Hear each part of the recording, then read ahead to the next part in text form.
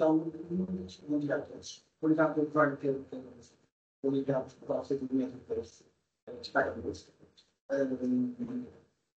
De facto, deste trabalho, eu comecei pela comunidade, estou na criança, de legislação de doutora Ana Maria, doutora HF.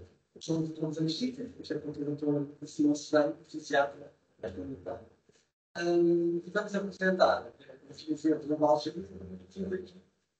melhorar o processo experiencial de diferenciação, melhorar intervenções de intervenção, teórica, social.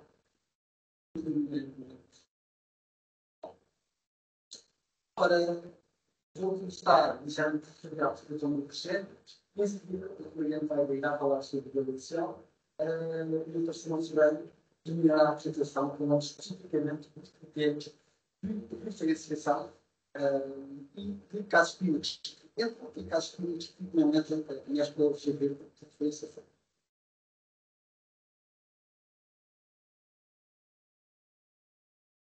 Este projeto nasce enquanto um desafio lançado pela nossa administração, já em 2023, quando se começou a pensar no unidade local de saúde, foi um trabalho diretor de serviço hospitalares que se fizesse um protocolo, uma via de comunicação mais estreita com os agentes de saúde.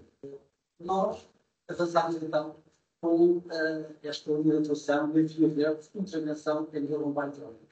É um projeto iniciado em João, um projeto inspirado nos princípios básicos da Universidade de Alfeira, movendo desta forma a obtenção de resultados muito diferentes, resultados extremamente importantes para as famílias brasileiras, reduzindo simultaneamente os custos associados ao processo de assistência.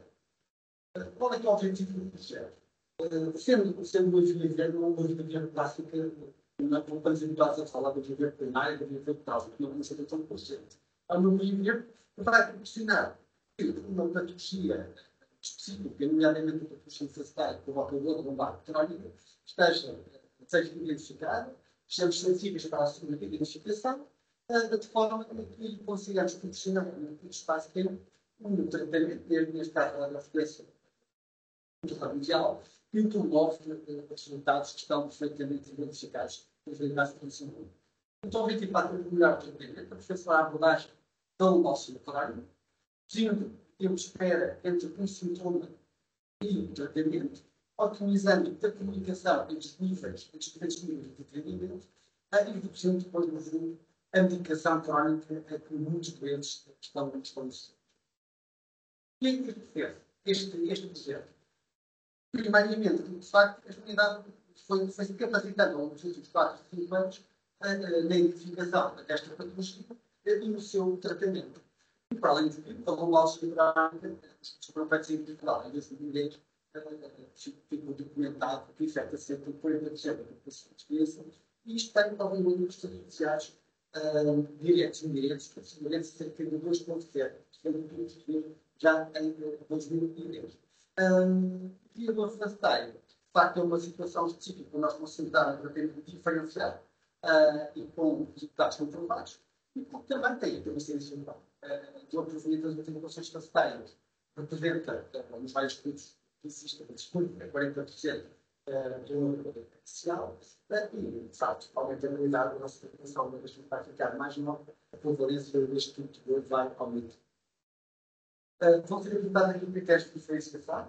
Não quero dizer, obviamente, que a unidade de resposta a outros tipos de testemunho, nomeadamente outros tipos de dor, mas para esta via onde a redução de tratamento diferenciado, os critérios de inclusão, aos quais nós nos comprometemos a resposta rápida, uma resposta que, de facto, está ao doente, aos testemunhos, implica cerca de uma homogeneidade, portanto, obviamente, se a posição com mais relacionamentos, uma homologia de uma dor moderada a descer, de uma dor mecânica que torna a característica fundaida de coxa.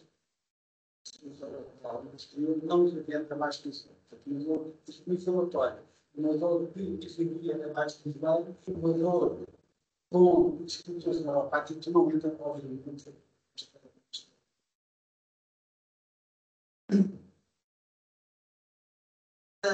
Para tudo este processo exponencial, obviamente, como todos depois é multidisciplinar, obviamente temos que pensar a diferenciação desta primeira é importante, temos que estar sensíveis para a identificação desta patologia e sensíveis para saber que, de facto, existe também ter esta capacidade de intervenção. Então, os estudantes têm que ser selecionados e o questionário que vai ser voltado, o exame objetivo, também, obviamente, a imagem, que é fundamental para que este estudante entre nesta atividade.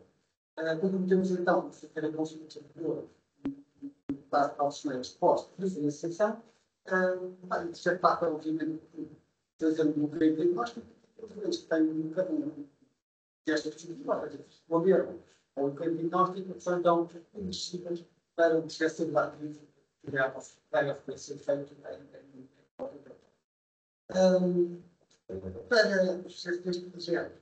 Temos aqui pilares fundamentais, obviamente estes protocolos, estes instrumentos pequenos muito claros para a definição dos doentes, a capacitação e a sensibilização, a capacitação da equipa a nível eletrónico e a sensibilização dos médicos destas unidades hospitalar para a existência desta capacidade e também a aquisição de equipamentos, nomeadamente depois de estar oferecidos, equipamentos fisiológicos.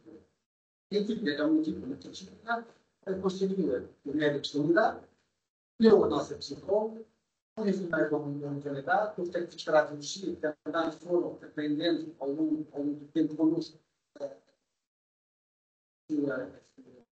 o saldo do laboratório e, obviamente, também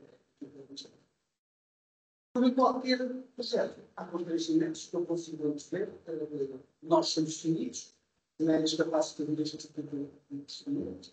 Também as questões orçamentais podem, de alguma forma, ter comprometer a aquisição de algum tipo de procedimentos, especialmente. Também a infraestrutura.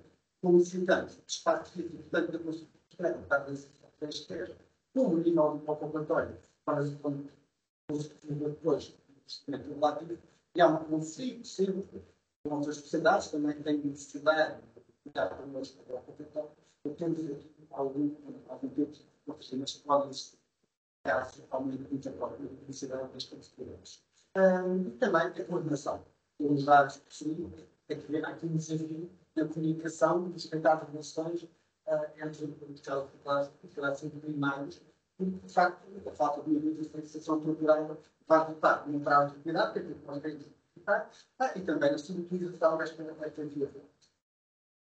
O resultado é que nós esperamos.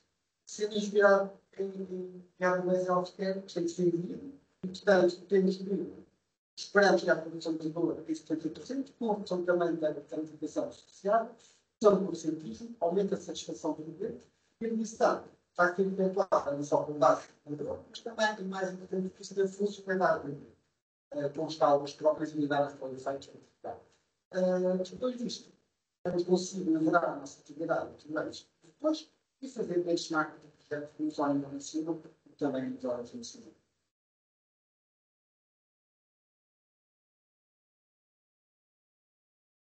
Mas por isto, vou passar aqui a palavra à doutora Ian Feira, que já falar sobre o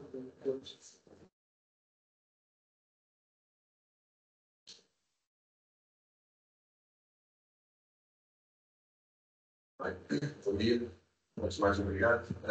Cabe a mim agora falar um pouco da axial lombar, que é um tema muito popular, mas tudo para se falar, eu vou tentar ser o mais ligeiro possível, mas tentar falar dos principais diagnósticos que podem acontecer. Para começar a definir rapidamente como valsível, vou estar a comentar no dia as principais etiologias axiais que provavelmente nos irão aparecer na realidade, para além da patologia facetária e as opções terapêuticas possíveis. Então, a posição lombalgia localizada na região lombar com possíveis origens de várias estruturas. Esqueleto axial, é sobre esta questão que eu queria falar hoje. Disciplinares vertebrais, provavelmente com estendamentos com queixas ou meios dos discos. Patologia ligamentar, provavelmente não ter uns esqueletos com queixas aí, e a discussão geológica. Só para recordar, quando passamos no momento com queixas axiais, nunca esquecer que as queixas axiais lombares, que é aquilo que traz hoje aqui, Lembramos das vértebras lombares, da sua relação com o sacro e com os auxiliares, não esquecer que a sacro pode ser um motor de dor, e que vai poder ser um motor de dor, e quando fazemos o exame objetivo, quando colocamos as costas ao frente, sobre estruturas é que devemos estar a fazer esse stress articular. Então, falamos das principais etiologias: dor facetogénica ou facetária, a dor sacroiliaca, a estenose penal lombar, muito prevalente em doentes mais idosos, a dor discogénica e vertibrogénica e a dor pós-cirúrgica. Em relação à dor facetária ou facetogénica, sabemos que tem uma prevalência de 15 a 40%, está associada a traumas de repetição de baixa intensidade, portanto, atividades laborais que estejam associadas com movimentos repetidos poderão ter uma maior incidência. E os fatores correspondentes são a degeneração discal e, portanto, o aumento de stress no componente exterior articular, os condylolisneses, que pode ser causa ou consequência, não se percebe bem se há uma lisnese que causa uma falência articular, se há uma falência articular que causa lisneses. A idade avançada, e estes doentes referem muitas vezes um padrão de dor axial ou dor vertebral, que aparece no nível alar, ou um padrão de dor referido. O padrão de dor referido pode ser referido à região da ligueira, ou, como disse o Dr. Nuno, até aos indivíduos da face lateral ou posterior da coxa. É uma dor que normalmente agrava com marcas de estádio, são doentes que dizem que, especialmente as senhoras, que a pior coisa que podem fazer é estar paradas na fila de estar na cara, e que, sentado por longos períodos, e aqui sim, os profissionais que passam muito tempo ao computador dizem que deixam de ter posição na cadeira. Ao exame físico, temos uma dor à palpação vertebral, que não é propriamente muito específica. E depois, nas manobras de stress articular, temos uma dor à flexão com rotação nas facetas mais altas e dor à rotação com extensão das facetas mais baixas. Tendencialmente, são as facetas mais baixas as mais acometidas, portanto, a dor à extensão com rotação normalmente se queixa menos. Em relação aos meios complementares diagnósticos, os raios dinâmicos são importantes por duas razões: mais custo, 3, rápida execução e permite-nos avaliar as logo instabilidade, e ataque, permite-nos fazer uma avaliação da faceta. Do ponto de vista diagnóstico, para estabelecer diagnóstico, devemos ter um bocadinho de possível. Em relação à dor sacroiliaca, uma prevalência entre 16% a 30% da população. Sabemos que a sacroiliaca é uma sindromose posteriormente e uma sindromose posteriormente, e todo e qualquer tratamento que nós vamos fazer vai incidir unicamente na pressão posterior da articulação, desde que não temos acesso à pressão articular. Temos dois tipos de causas para as queixas sacroiliacas, são as causas articulares e extra-articulares. As articulares podem ser infecção, artrose, que é a mais comum, espondiloartropatias, aqui provavelmente não teremos estes doentes, portanto, dentro deste protocolo, uma vez que os doentes que se queixam de dor sacroiliaca e podem ter patologia inflamatória, e estes doentes, como vimos há pouco, não têm, primeiras para serem influenciados no protocolo de diagnóstico, ou doença maligna. E em relação a causas extra-articulares, patologia ligamentar, endopatias, causas miofaciais e fraturas. Os fatores de risco são também as assimetrias dos membros inferiores, a escoliose, a fusão lombo-sagrada, ou a fusão lombar-faixa. Sabemos que cada vez menos faz cirurgia de fusão, ainda bem, mas continuamos a ter uma população com muita artroderse e muitas vezes desenvolvem-se no síndrome de nível adjacente ao dor sacroiliaca. A gravidez e a carga axial. Em relação ao êxito físico, os doentes tendencialmente queixam-se de uma dor de nível, uma dor lombar muito baixa, que às vezes é difícil de distinguir. Pode ser referida à região lombar, ao membro inferior, à região inguinal ou à região lombar mais alta. Portanto, muito pouco específico. Há um risco de falsos positivos francamente elevado, e o mais importante aqui é o exame físico. O 14 Finger Test é uma coisa que nos faz logo pensar em patologia sacroiliaca, quando temos um doente que com o seu indicador aponta uma zona na região lombar baixa e diz: é aqui que me leio. E tendencialmente o doente está a colocar o dedo sobre as suas feridas e acabou de consumir. Claro que todas as manobras de distração, quer seja o FAGR, o Flex Adduction, External Rotation, a torção pélvica ou os testes de aproximação, devem ser realizados, sabendo que devemos ter 3 testes positivos para estabelecer o diagnóstico de sacroiliaca, e se não tivermos os 3 testes positivos, temos uma sensibilidade elevada para não ter o diagnóstico de patologia sacroiliaca. Em relação aos meios complementares de diagnóstico, ataque e para a avaliação óssea, a ressonância, se tivermos alguma dúvida, para a avaliação de sismose e cartilagem no estudo. Mais uma vez, em relação ao estabelecimento do diagnóstico, grande parte das sociedades referem ainda que devemos ter um bloqueio intra-articular positivo para definir uma dor sacroiliaca, o que é particularmente interessante, uma vez que depois a nossa atuação será sempre sobre ambos extra-articulares. Mas é assim que é assim que nós o faremos. Podemos também fazer um bloqueio periarticular, que muitas das vezes é mais fácil de ser realizado, até em contexto de nível sul, para fonte com sequencia, ou bloqueios triangulares. Em relação à estrela canal lombar, uma prevalência de cerca de 11% na patologia com mais de, na população com mais de 60 anos, decorre uma degeneração multifatorial da coluna, quer seja no comprimento anterior do disco artroso, comprimento canalar por hipertrofia do ligamento amarelo, ou comprimento posterior por hipertrofia facetária. Normalmente, estes três componentes concorrem para que haja estenoses segmentares. É um padrão normalmente de dor axial que agrava com extensão, melhora com flexão. São doentes que normalmente nos dizem que preferem caminhar em formas ligeiramente inclinadas a subir, o que permite fazer alguma flexão anterior do tronco.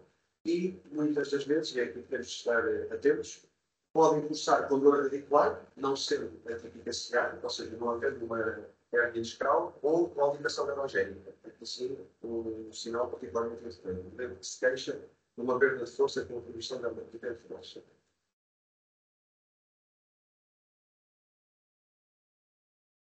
Em relação ao diagnóstico, o exame físico não é muito específico, como podem perceber, e, portanto, sim, e aqui, naturalmente, destes doentes avaliados já no contexto hospitalar, a realização de uma ressonância para tentar perceber qual é a classificação de cifras, que é uma das classificações utilizadas para perceber a gravidade da estenose do canal, para perceber este momento é um tratamento conservador, este momento poderá ter benefício do tratamento muito invasivo, ou este momento deve ser enviado a um centro cirúrgico para desconversão de canal. Em relação à dor discogénica, curiosamente, tem uma prevalência muito superior do que se julgava. Normalmente está mais associada a doentes mais jovens, tendencialmente, e para a facetária a doentes mais idosos. Está muitas vezes associada a uma disfunção interna do anel do disco intervertebral ou doença degenerativa crónica. Estes doentes, sim, preferem um padrão de dor mais essencial do que a patologia facetária, menos dor perivertebral, mas o padrão de dor referida pode mimetizar o padrão de dor facetária. Portanto, às vezes, é porque temos nos basear bastante no exame objetivo e nos exames de imagem para tentar distinguir entre o líder. Os fatores de risco são carga axial, portanto, fatores de risco que são comuns à patologia facetária, trauma, putamagia, a infecção, naturalmente, e as alterações metabólicas. Aqui à direita podemos ver a classificação de firme, simplificada, que são medicamentos de 4 graus, em que do grau 1 para o grau 5 temos um agravamento da desidratação do risco, da diminuição da altura e da sua degeneração. No entanto, esta classificação é uma classificação de distinção discal, mas não nos indica que haja uma dor discogénica. Para suspeitarmos de uma dor discogénica, normalmente devemos procurar alterações nos níveis adjacentes ao nível ao disco declarado e umas high intensive zones, este acrónimo, HIZ, como podemos ver ali na distância à direita, que são os ligeiros pontos brancos externos ao núcleo nervoso na região posterior do anel fibroso. Muitas vezes, o exame físico, as queixas do doente e estes achados imagiológicos estão relacionados com a suspeição dos elevados no núcleo discogénico. É um doente que prefere estar em ortostatismo, portanto, o doente que esteja na consulta e que peça para estar de pé, desconfiar do discogénico, tem uma diminuição da capacidade de movimento à flexão, portanto, com o aumento do estresse sobre o disco. Tem uma dor à palpação ou uma redução do processo espinhoso, que é a melhor forma de transmitir a energia ao disco intervertebral. Pode ter um leg raise positivo, quer de pé, quer deitado, quer sentado, que não é muito específico para esta patologia, naturalmente. E normalmente são doentes que têm as cabeças agravadas com uma manobra valsalva. Portanto, doentes que, quando só ver as suas necessidades, quando espirram, quando tossem, normalmente a dor axial muito marcada, desconfiar que podem ter um quadro de discogénico. Mais uma vez, os exames complementares diagnósticos, a ressonância e importante avaliar o disco, procurar as tais reinvestigações e alterações de modo tipo. E, mais uma vez, não se percebe se as alterações de modo condicionam uma degeneração discal, se é a degeneração discal que condiciona as alterações de modo. Mas sabemos que, quando há níveis excessivos disparados, para a dor discogénica. Em relação à dor vertebrogénica, não se sabe a prevalência deste diagnóstico. Sabemos que é uma degeneração segmentar progressiva, pode estar associada à lesão traumática aguda ou degeneração crónica. Sabemos que o stress sobre os endpoints temporais pode condicionar este tipo de queixas. É naturalmente um diagnóstico de exclusão, só temos que pensar nele quando todas as causas estiverem excluídas. E os fatores de risco são os fatores de risco da população portuguesa: trauma, obesidade e osteoporose. Não há nenhum exame complementado de diagnóstico para diga este é o diagnóstico, no entanto, devemos fazer sempre uma ressonância, mais uma vez, para avaliar as operações de modo e vendo com dor em todas as outras causas disponíveis, se a altura, tem somente duras, com operações de modo e desconfiar de uma unidade projeto, caso não tenha uma dor isquemia, geralmente. Ao exame físico, há também uma dor axial, pode haver uma irradiação glútea, não há exacerbação à extensão e a dor é grave em carga. Portanto, muitas vezes parecido com a dor isquemia, que é muitas vezes difícil de distinguir. Em relação à dor pós-cirúrgica, normalmente estes documentos são bastante mais vezes avaliados em centros que têm cirurgia de lombar. No entanto, nós sabemos que na nossa área de diferenciação, de certeza que temos doentes que já foram intervencionados à clínica, têm uma dor pós-cirúrgica crónica de 40 a 50 clínica e que não são diferenciados muitas vezes como desconhecimento. Sabemos que há uma prevalência entre 10% e 40% que aumenta com o número de cirurgias. Portanto, quanto mais vezes o material para a clínica, maior o risco de desenvolver uma dor pós-cirúrgica, chamada Persistent Spine Pain Syndrome tipo 2. O principal, há 4 categorias. Há uma dor decorrente da intervenção cirúrgica. Há uma dor de causa indireta, que é o ganho, ou seja, temos uma fusão lombar e o ganho desenvolve o símbolo passário acima ou abaixo da fusão lombar por imobilidade desses símbolos. Há uma dor após cirurgia com sucesso, portanto, o cliente foi operado, melhorou, tem queixa de novo, pode haver uma resistência lombar, ou pode haver uma dor miofascial ou sensibilização sacral. Doentes que tenham estado anos e anos e anos com dor axial e mesmo após a intervenção cirúrgica mantenham já fenómenos de sensibilização sacral. Como é que estes doentes devem ser avaliados? Estes doentes normalmente têm dor axial ou irradiação glútea, podem ter irradiação para os dois membros inferiores, pode ser constante, pode ser flutuante. Normalmente aqui são doentes que têm irradiação para os membros inferiores com alguns escritores neuropáticos, portanto, havia haver às vezes, provavelmente vão esperar muitos destes doentes, mas eu acredito que estes doentes, por outra forma, irão aparecer mais na vida. São doentes que têm queixas com agravamento ao movimento e em relação aos sinais complementares diagnósticos. Para a avaliação deve ser tido uma ressonância com contraste, para tentar objetivar se existe fibrose no espaço lateral, sabendo que, para ter um diagnóstico com um crescimento de spine cancer de tipo 2, não é obrigatório, não tem fibrose no espaço lateral. Muito mais importante, e traz muito mais informação clínica, é a realização do individuograma, já na unidade de dor, e aqui já temos contrastes no espaço lateral, tentamos perceber para onde é que não há difusão de contraste, e não havendo difusão de contraste, ou seja, isso, a não difusão de contraste está relacionado com as queixas de campo plástico dentro. Agora,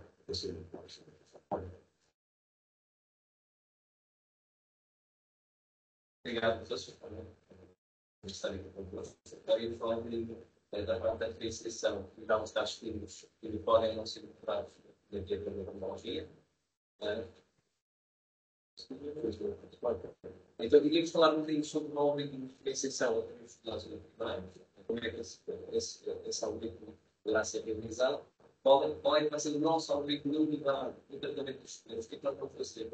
Também mostrar realmente o que vai ser feito e depois mostrar aqui também a informação que poderá ser incluída no que vai ser quase mandatória para incluir o nosso cérebro nesta via para a integração no local físico. Aqui vamos falar de alguns casos clínicos de animais que vão mostrar que doentes é que podem entrar e que doentes é que não vão entrar nesta via. Relativamente à diferenciação, portanto, perante o momento que nos aparece, neste caso, estamos a falar dos cuidados primários, há aqui algumas noções na aplicação da lombologia.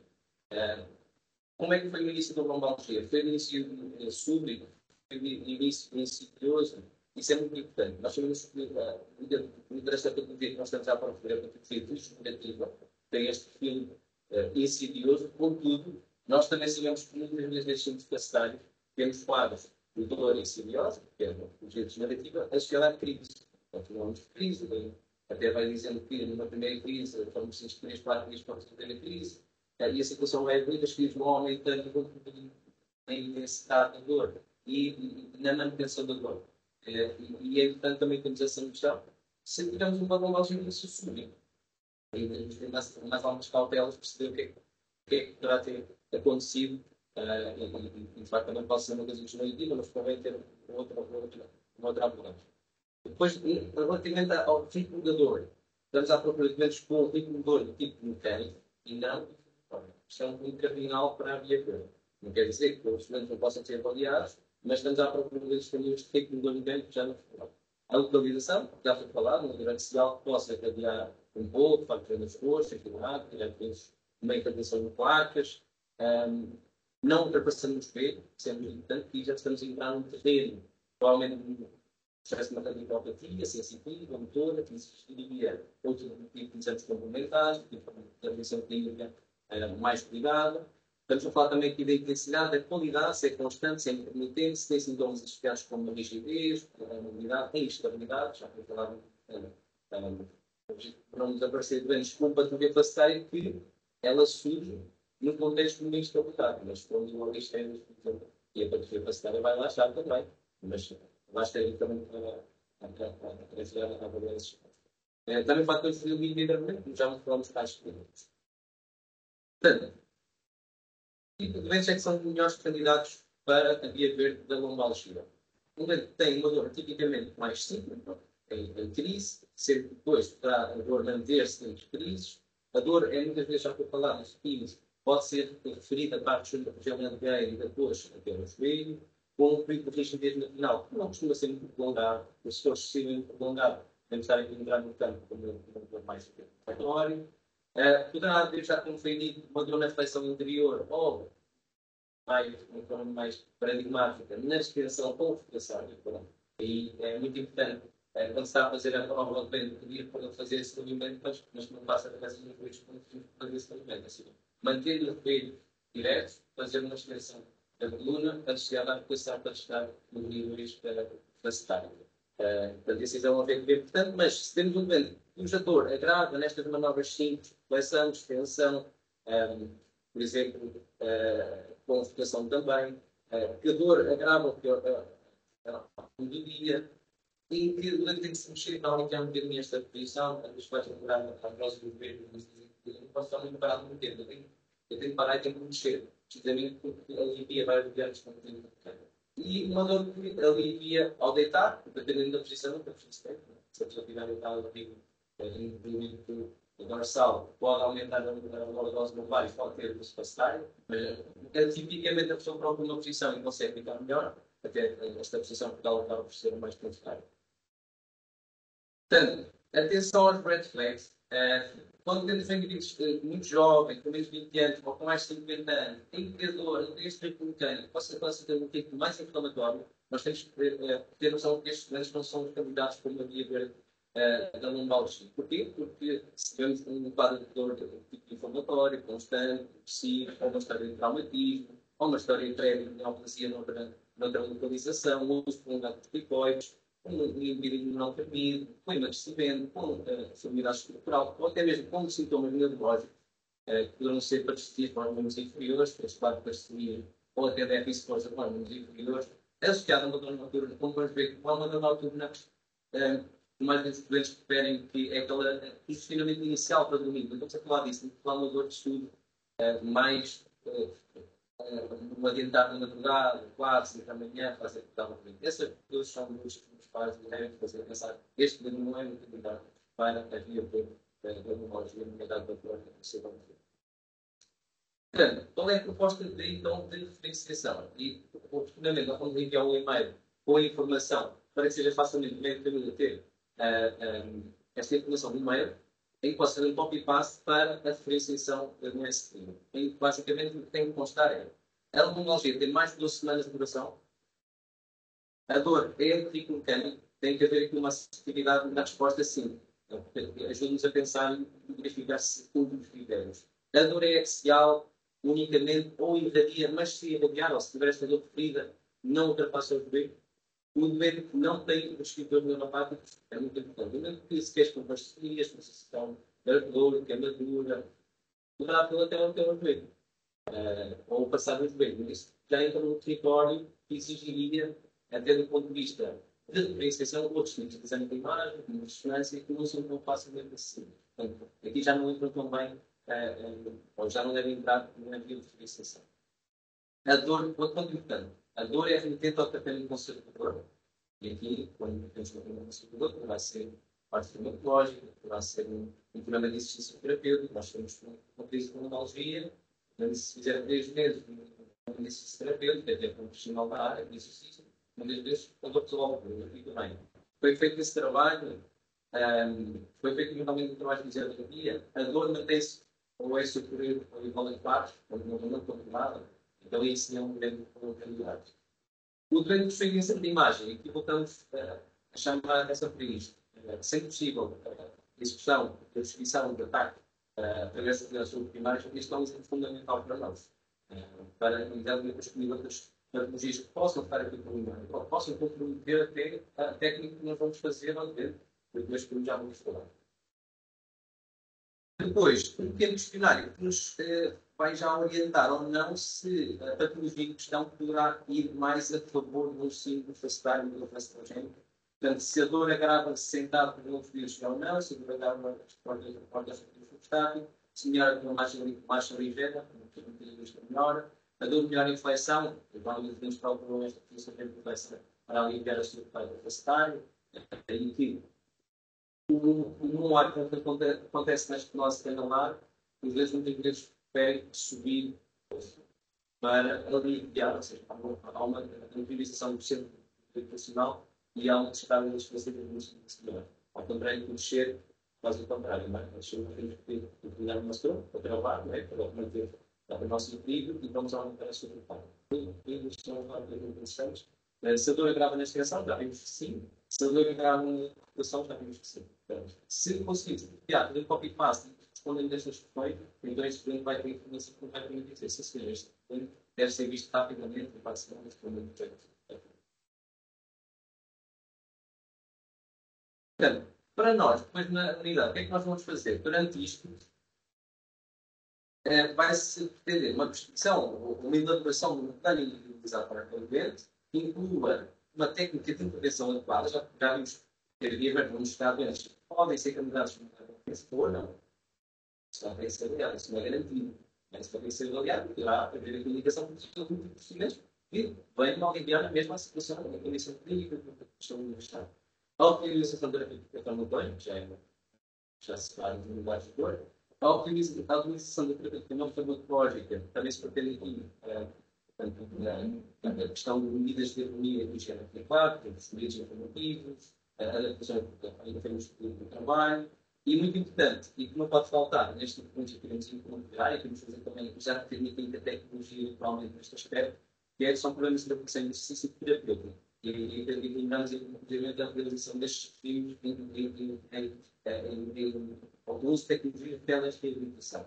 Por isso, poderá ser estudado melhor como é que isso vai ser feito, mas é um princípio que queremos assentar. Ou seja, o nosso princípio não será só, ok, vamos fazer uma intervenção no doente, está bem.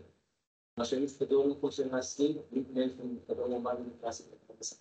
E depois, em casos em que se trata de comprido mecânico, mas se mantenha ali um contexto que se percebe que ele contexto mais ou menos facial, e em casos muito selecionados, dará para médio para a geração da nossa vida. Então, isto esfumatou um bocadinho, peço desculpa, mas basicamente temos um algoritmo, temos uma normalgia superior a 12 semanas, foram escolhidos os red flags, foram, ok? Temos uma dor na zona paravertebral que não tem a ver com o fenómeno comunidade, como na zona capacitárias, temos uma dor interferida ao membro inferior, apenas se tratar de temos aquelas provas clínicas tipicamente positivas. Portanto, algo indicativo da dor faciogénica. O que é que vamos fazer? Voltei, teste, como já fazemos teste, há algo que fazemos no primeiro, pode ser avaliado, se for uma avaliação do primeiro, e se for um limite de forma substancial, então pode ser um trabalho livre. E por obviamente o conceito de tempo, caso a realização. Só para vos mostrar o que é que acontecia, porque mesmo que façam um bloqueio de danos fluviais, esta tecnologia que estamos a falar, era sempre exigível ir para um lado, usar um colonoscópio, e isso em termos de vistos é muito complicado. Para bloqueios diagnósticos, o que é que estamos a ver ali? Uma imagem de uma vértebra lombar com ecologia nos anos 90 e temos o presente, em que vemos tipo de imagem totalmente diferente, que já conseguimos identificar as estruturas da web, com os equipamentos novos, e inclusive fazer os tais fronteiros de campos nucleares.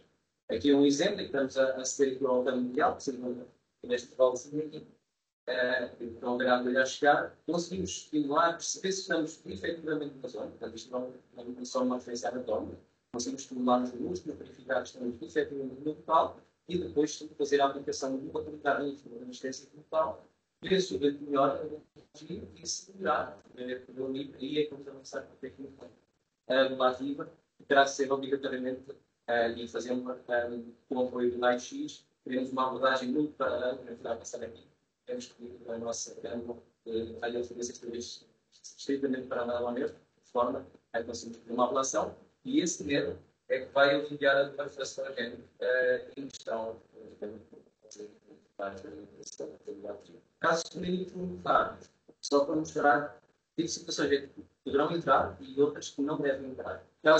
O caso clínico inicial, começou a falar de uma jovem de 38 anos, secretária, com uma lombalgia de início súbito, nega uma história de traumatismo, refere uma dor difusa entre a região lombar e com limitação de movimento da marcha, por causa da dor intensa que tem na região lombar. Isso motivou uma incapacidade laboral durante 7 dias, não conseguia trabalhar, o quadro mal já se arrasta há cerca de um mês, uma dor de ritmo mecânico, sem hidratação, sem dor repetida e excessiva. Portanto, não há história de neoplasia, não há história de problemas continuados corticoides, sem sintomas sistémicos, sem algumas das fronterianas, sem dor em articulações periféricas e notem um alívio da dor importante com relaxantes musculares, com repouso, com público e posição e agarrado com as duas atividades. A inspeção não há assim nada assim a referir, a não ser um aumento do volume na zona muscular para o lado esquerdo, é a única coisa que salta assim à vista. Em termos de amplitudes, nada a dizer, só um déficit de amplitude final nas amplitudes funcionais e algum agravamento na flexão anterior e na flexão lateral direita, agravada na região da esquerda. Portanto, desenvolvimento muito importante, não havia sinais de alteração do déficit de força, mas melhores mais baixos, sem alteração da sensibilidade, os reflexos osteoponinosos potentes e simétricos. Em termos de testes específicos, temos um SLR sem alterações, quer no laser, quer no radar, e tínhamos então a palpação, uma dor na musculatura paravertebral lombar, especial à esquerda, no trajeto das coluna lombar, e sem outro tipo de dor, no sacroiliaco, na parte experimental, na parte das espinhosas, como já foi falado na parte mais discogénica. Portanto, temos uma doente de 38 anos, com uma lombalgia de início súbito, sem história de traumatismo, uma dor difusa de ritmo mecânico, sem sinais de alarme, alívio com as relaxantes musculares, inanição vertical e dor à palpação da musculatura paravertebral, especial à esquerda, e um examinador que também se portanto, estamos a falar muito provavelmente de uma lombalgia idiopática e específica com uma prática dos vários estados. A situação que na maior parte dos casos é autoaumentada, vai resolver, e não vai precisar muito de fazer invasivo.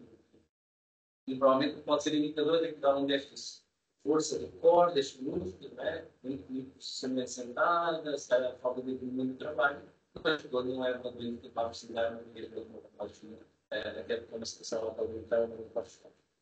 Caso clínico 2, temos uma doente de 21 anos, 7 masculinos, uma lombalgia de início insidioso com 3 meses de progressão, sem história de traumatismo, associação a dor na região nervária lateralmente, e notem, uma dor de tipo inflamatório, com agravamento do bico noturno, e mais uma vez, vão despertar noturnos que as quase sem tamanho. Então, é aquela coisa que ganhar um jeito para começar a vender. Então, fico fora mais tardiamente durante a noite. E depois temos uma medida errada também, uma medida matinal, que o doente diz que está no banho, bem a hora que conseguimos já mexer-se a sair do banho e começar a fazer esses tipo de atividades. Vamos falar do doente jovem. Então, nisso também, nos deve deixar preocupados com esta tipo de situação. Não vamos ter tanto controle do doente jovem, temos que ficar logo ao tempo. Portanto, além disso, queixas de fadiga, da anorexia, queixas também de uma dor calcâneo, que damos um calcâneo do pé, uma dor sem alívio com repouso, também nos deve deixar sempre pé atrás, e tendo em conta a idade, não havia história de patologia ocular, sem pé, posso falar de uma dor, isso era negativo. Em relação à inspeção, uma diminuição da lordose lombar fisiológica, uma postura tendência psicótica, sem alteração dos alimentos de longa da bacia, sem alteração da síntese dos sistemas pneus, eles são ligados dos nossos braços do tronco, e sem alteração das pregas lombares para próprias. Em termos de amplitude, tinha uma déficit de flexão anterior, portanto, déficit de flexão, porque isso é explicado também pela dor, um aumento da distância entre o dedo do chão, 3 cm, e também na flexão lateral, um déficit de flexão lateral lombar. O muito importante é esta distância atrás da parede, entre a orelha e a parede, essa distância que não há alterações, mas há um tipo de patologia, mas pode fazer alterações desta distância, aumento desta distância. Exame neurológico sem alterações, tinha aqui um teste sobre positivo, tinha um teste sobre positivo, e tinha aqui também duas análises daquelas calculadas, deste cluster de umas 4, 5 tempos, várias consultas passaram ali, ele tinha duas positivas, mas a conversão não deve ser um número, mais vezes de fazer, não deve ser um número muito orgânico, deve ser um número de litro, e com funções suaves, compressivas, e constantes, e expeditivas, para isso pode não haver passar por ali, não para qualquer, e o teste de extração que também era positivo, neste caso. Em termos de população, dor à população da musculatura vertebral, desde a hipófise espinhosa, lombares e articulações também são cardíacas, dor à população de ligamentos lombares, também são distais, e também uma dor à população da MPS e tendão atibiano, na exceção do calcâneo bilateral. Então, temos uma lombalgia de início cirúrgica, com mais de 3 vezes de chão, e a radiação, lógico, faz parte pequenas, da radiação na gueira, mas temos Itália de outros, o ritmo inflamatório da dor. E isto é um fator de explosão.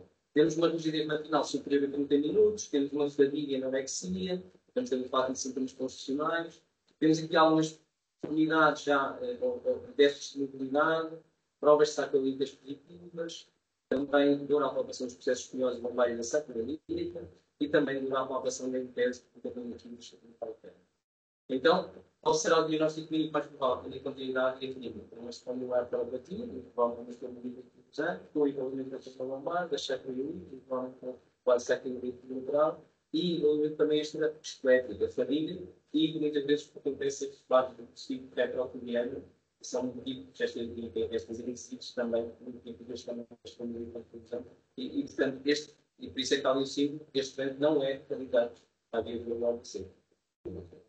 É o hábito, não é? Não se deve deixar isso. E agora, um quadro mais paradigmático daquilo que nós não vamos querer que sejam referenciados. Quando aqui um quadro tem 55 anos, durante 55 anos eletricista, a questão dos postos de eletricidade tem a ver muitas vezes com o posicionamento, para sobre a trabalhar, né? Porque estar a trabalhar tem que estar na posição de hiperextensão. Não pode estar assim para o próximo, para a hiperextensão. Uma lombalgia com mais de 3 meses de evolução, portanto, ali 55 anos. Uma dor que irradia, tem uma gasta ferida para a janduta, e faz ferida de coxa, uma dor de dança, não é só lombar, mas não tem instalar, que para as minhas coxas.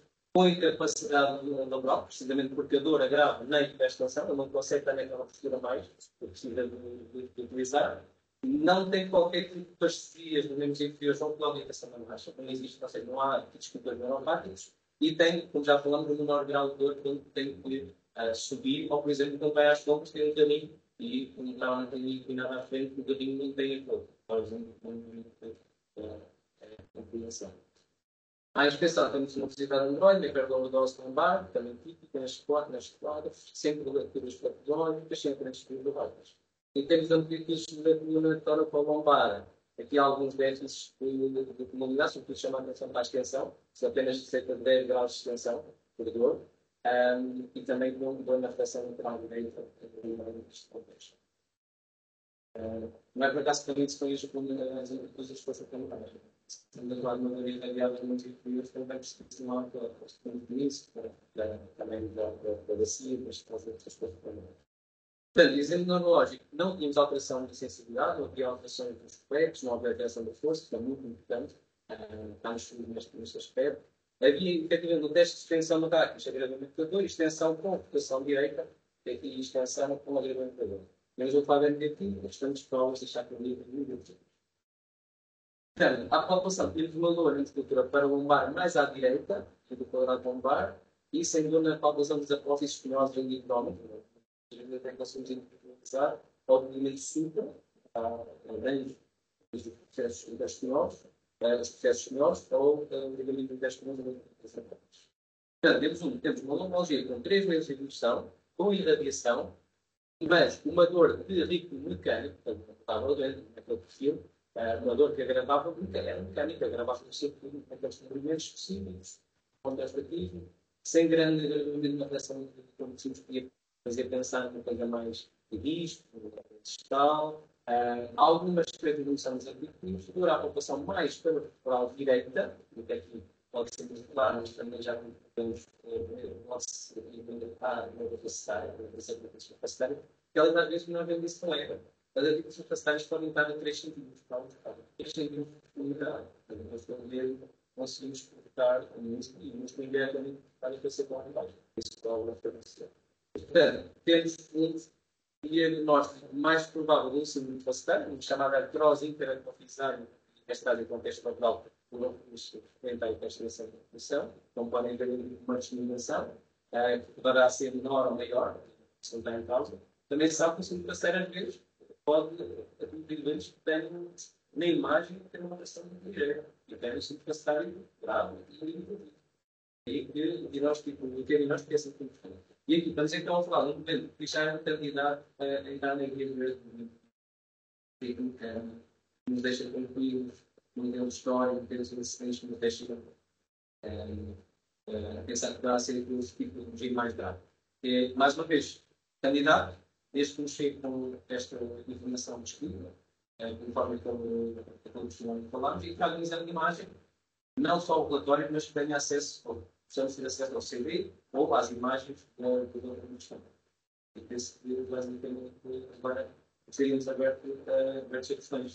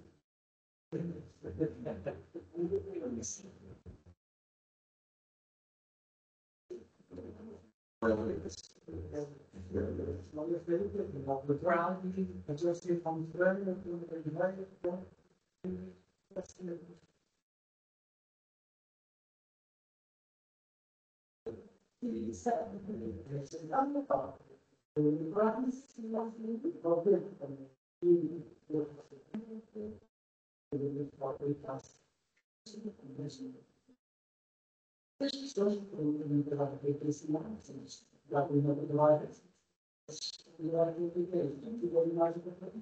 nós resolvemos dessa forma,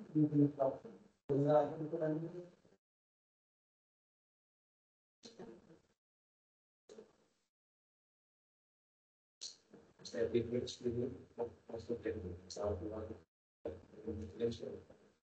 Eu tinha feito isso não vai para mim. Essa vivência toda história que beleza não é fácil. Não tivesse a possibilidade de ter um filho. Nesse caso, também gostaria de aqui de falar. Pode acontecer que eu me dá nós temos vários professores de domínio de todos esses estados. Não é uma profecia desenvolvimento todo. Mas mesmo na terra, não. Eu estava nesse espírito, eu assim pensava, não, eu iria para isso, para eu aumentar alternativas espirituais e básicas para o alimentação. Muito interessante. É acesso fácil da parte, acesso fácil para uma distribuição laminal, para uma alimentação da decisão. Já estou pensando que não vou saber como passa a minha necessária a ser e por onde eu vou individual, não pode ajudar a ninguém a ver mais. Mas isso aí sai fora. Sai fora e os agora você vai ter e para estudar para lidar.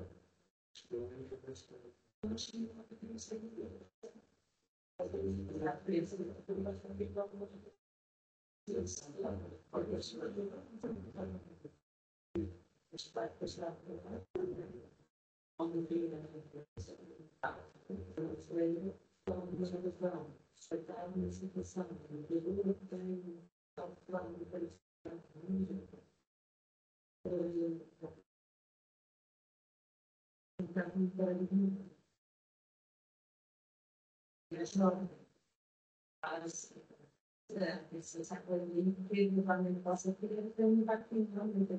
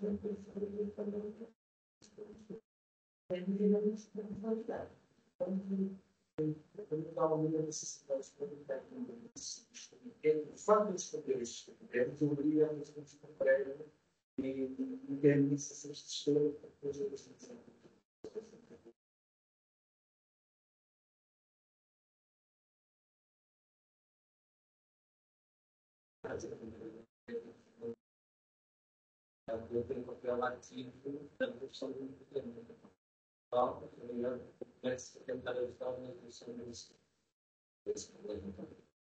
Mas tem que ser um delírio. Tem que ser depois. Eu tive as minhas primeiras escolhas para esse tempo várias vezes. As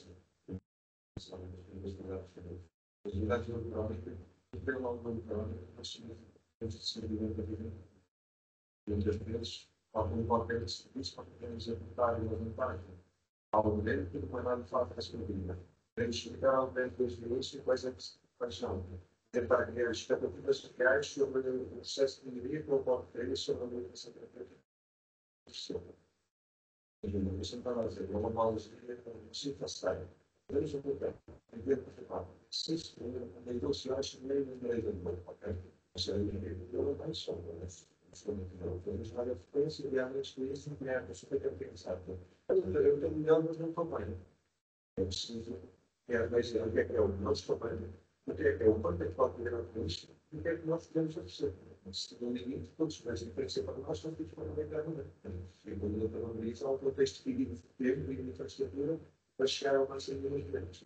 Então, eu não quero com isto dizer que nós vamos transformar os serviços de saúde, na verdade, isso é estabilizar, mas é tentar criar ideia de comparativamente, quando é que eu vou migrar, o que é que nós temos que fazer para migrar, também o que é que eu posso fazer para deixar de migrar.